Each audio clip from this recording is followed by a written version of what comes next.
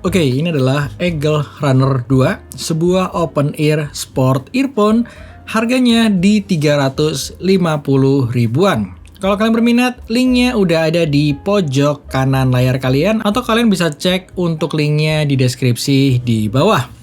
Jadi, langsung kita akan bahas apa nih yang menarik dari Eagle Runner 2. Kita start dari desain dan build quality-nya. Kalau kita lihat dari sisi sizing, ini size-nya termasuk cukup besar karena memang sebuah open earphone itu biasanya punya size atau case-nya itu cukup besar ya. Simple aja sih, desainnya cukup standar, cukup basic ya. Ada tulisan Eagle di bagian depan dan ini tulisannya cuman kayak di printing gitu, sewarna body, jadi terlihat clean. Dan kalau kalian lihat dari sisi build quality-nya terlihat cukup basic juga, materialnya berbahan plastik, udah cukup solid tapi memang nggak berasa untuk feel premium ya, jadi sesuai aja sama harga yang ditawarkan.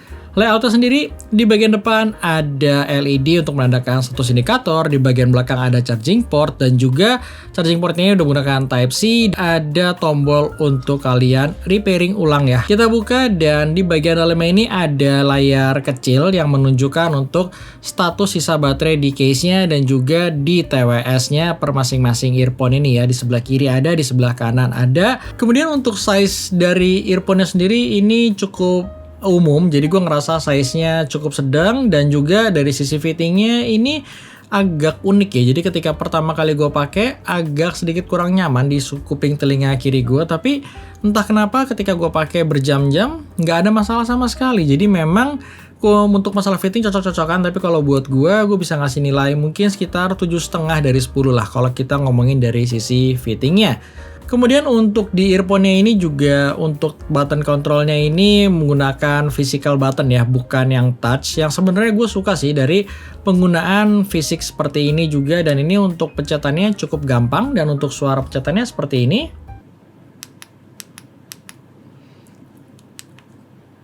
Jadi ini oke lah, bisa gue bilang cukup gampang buat kalian akses.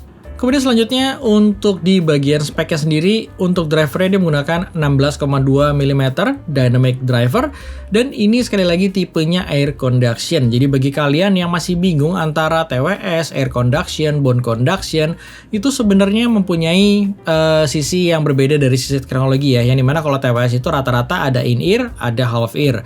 Yang dimana kalau in-ear itu kayak ada seal yang bisa masuk ke dalam telinga kalian. Kalau untuk half-ear letaknya di sisi bagian luar. Sedangkan untuk air conduction ini mirip sama seperti TWS half ear, yang berbeda mungkin dari sisi driver ini letaknya lebih di luar lagi dari sisi telinga kalian. Karena untuk air conduction seperti ini biasanya mempunyai driver yang lebih besar dibandingkan TWS. Karena itu size-nya juga terlihat lebih besar secara signifikan.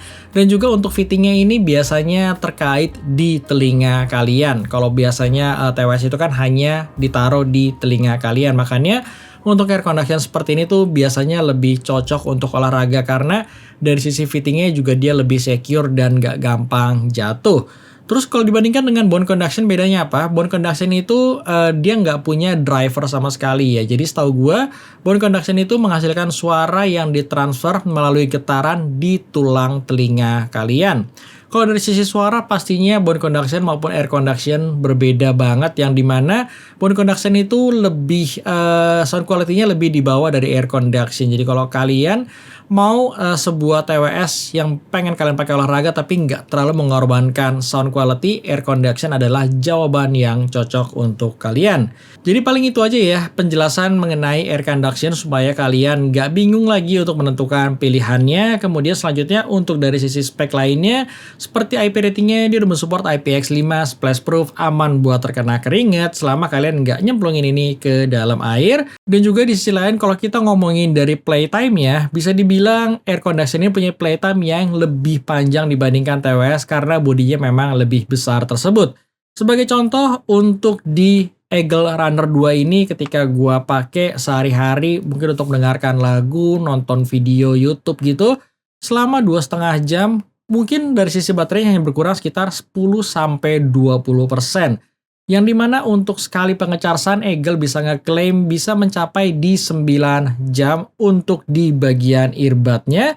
Sedangkan untuk di case-nya mencapai 36 jam total playtime-nya. Jadi di sini gue merasa dari sisi daya tahan baterainya itu nggak ada masalah kalau kalian menggunakan earphone ini seharian nonstop ya. Oke, selanjutnya untuk Bluetooth sendiri dari sisi kodeknya dia udah support SBC dan AC. Dan kalau kita ngomongin latency di Eagle Runner 2 ini nggak ada low latency mode, dan gue ngerasa memang nggak butuh juga untuk low latency mode karena memang ini ditujukan buat olahraga. Untuk kualitas latensinya sendiri sih terbilang oke ya kalau kalian pakai hanya sekedar untuk multimedia seperti nonton YouTube ataupun kayak main game casual seperti Mobile Legends pun gue pakai ini nggak ada masalah. Tapi ketika gue lakukan pengetesan untuk standar gue menggunakan real drum, memang di sini akan berasa sedikit lama aja untuk latensinya. Tapi sekali lagi memang untuk Eagle Runner 2 ini nggak didesain untuk latensi yang cepat ya. Dan kemudian untuk dari sisi mikrofonnya sendiri dia menggunakan dua buah mikrofon yang udah dilengkapi dengan environment noise cancelling yang seharusnya bisa mereduce suara noise yang berada di sekitar kalian.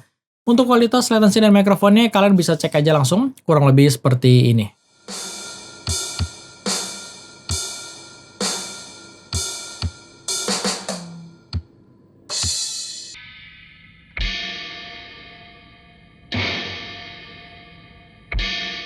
Oke, sekarang kita tes aja ya untuk kualitas dari built-in microphone Eagle Runner 2 ini. Dan ini simulasi ketika kalian pakai di tempat yang cukup hening, karena memang sekarang nggak ada suara kecuali suara AC yang ada di studio gue ini. Dan juga sekarang gue akan muter sound sample public noise, jadi kalian tahu kira-kira kalau kalian pakai di tempat berisik tuh seperti apa untuk kualitas ANC-nya. Oke, seperti ini ya, karena sekarang gue udah muter nih. Untuk volumenya ini menjadi volume standar yang biasa gue pakai untuk pengujian.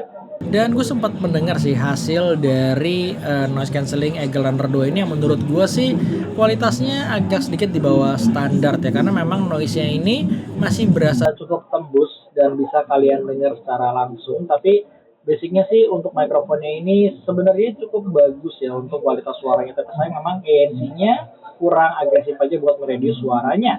Paling segini aja ya untuk kualitas dari built-in mikrofonnya. Sekarang kita lanjut lagi yuk ke reviewnya. Ini, jadi sekarang kita langsung masuk yuk ke gimana sih suara dari Eagle Runner 2 ini. Dan seperti biasa untuk suara subjektif, apa yang akan gue share murni pendapat gue pribadi. Secara garis besar, Eagle Runner ini mempunyai suara yang proper untuk sebuah open ear di harga 300 ribuan. Kenapa gue bilang proper? Karena memang biasanya yang pernah gue tes tuh di channel ini untuk bagian open ear itu berada di harga di atas 600 ribu ya. Ada 900, ada yang 1 jutaan. Dan seingat gue belum banyak mencoba open ear di budget di bawah 500 ribu. Ada beberapa tapi kualitas suaranya ya kurang lebih gue tahu. Dan untuk Eagle Runner 2 ini surprisingly cukup bagus ya kalau kita ngomongin dari sisi sound quality. Secara tonal, dia agak sedikit nge-boost di area mid frekuensi atau area vokalnya. Jadi yang bisa kalian dengar yang cukup menonjol itu ada di bagian vokalnya. Untuk treble-nya bisa gue bilang di sini cukup smooth. Dia nggak berasa picking, nggak berasa tajam, dan nyaman buat kalian pakai sehari-hari.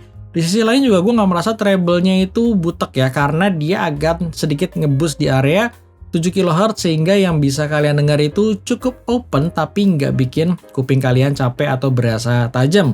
Untuk sisi vokalnya gue merasa karena vokalnya di boost, vokalnya berasa maju. Sisi naturalnya mungkin sedikit berkurang karena memang ada berasa kolorasi di bagian vokalnya. Tapi kalau gue compare dengan kayak Feel GS, salah satu air conduction dengan sound quality terbaik menurut selera gue di budget 1 jutaan, gue ngerasa memang di Eagle Runner 2 ini dari sisi vokalnya masih di bawah Feel GS. Tapi balik lagi ya, harga yang hampir 4 kali lipat itu pun menentukan. Tapi overall untuk sound quality vokalnya Eagle Runner 2 ini cukup oke untuk harga yang dimiliki.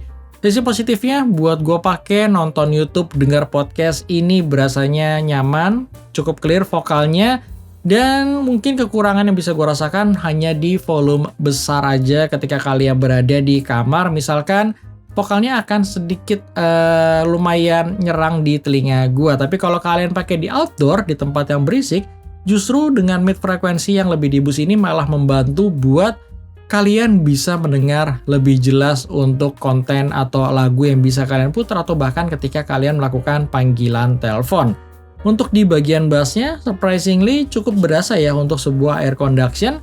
Dan gue ngerasa bassnya ini masih sedikit di bawah Feel GS untuk kualitasnya, tapi untuk kuantitasnya gue merasa nggak jauh-jauh banget dibandingkan Feel GS. Ya dengan kata lain, untuk sebuah air conduction ini cukup. Meskipun kalau kalian lebih spesifik ngomongin dari sisi sound quality di bagian bassnya, ini lebih bermain di area mid bass. Tapi kalau buat gue nggak terlalu peduli dengan sound quality yang ada di Eagle Runner 2 ini, karena memang spesifik ini ditujukan buat kalian mungkin yang memakai Eagle Runner 2 ini sambil olahraga, sambil misalkan lari, dengerin podcast, dengerin lagu yang sound quality itu nomor 2. Yang penting secara loudness cukup, secara suara yang masih proper banget, dan yang ketiga pastinya nyaman buat kalian gunakan. Dan gue ngerasa ketiga aspek tersebut tuh bisa banget diwakilkan dengan Eagle Runner 2 ini seharga 300 ribuan.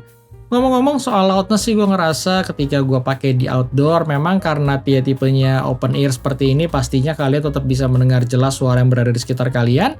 Tapi gue ngerasa di volume 90% pun tetap kok kalian bisa mendengar media yang sedang kalian putar. Jadi untuk loudness-nya bisa gue bilang ini lebih dari cukup ya. Bahkan ketika gue compare dengan Feel GS itu sedikit di bawah dari sisi loudness-nya dibandingkan Eagle Runner 2 ini. Tapi ini lebih ke masalah karena Eagle Runner 2 lebih ngeboost di area vokalnya, makanya itu gue ngerasa vokalnya lebih besar dan overall secara suara kayak berasanya tuh lebih kenceng aja dibandingkan Feel GS. Kalau kita ngomongin pure user experience di harga 300 ribuan untuk sebuah open ear, gue rasa gue nggak ada komplain yang berarti sih dari Eagle Runner 2 ini. Jadi ini sebuah open ear yang bisa gue rekomendasikan ke kalian buat kalian coba kalau kalian punya budget di 300 ribuan.